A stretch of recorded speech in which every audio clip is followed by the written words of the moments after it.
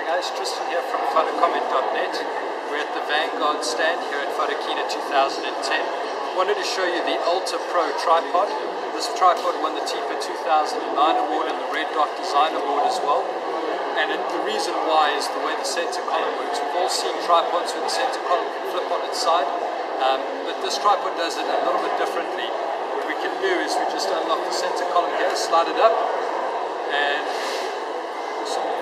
once we've released this latch here, we can take the center column and swing it over to its side, and you can lock it in place at any angle, which is fantastic. The Ultra Pro is available in aluminium as well as carbon fiber. It uses twist locks on it, and a great tripod worth considering for your next tripod purchase. Seriously, give it a look. You can get it, it's distributed in South Africa through a company called Photax. Contact them to find out who your nearest stockist is.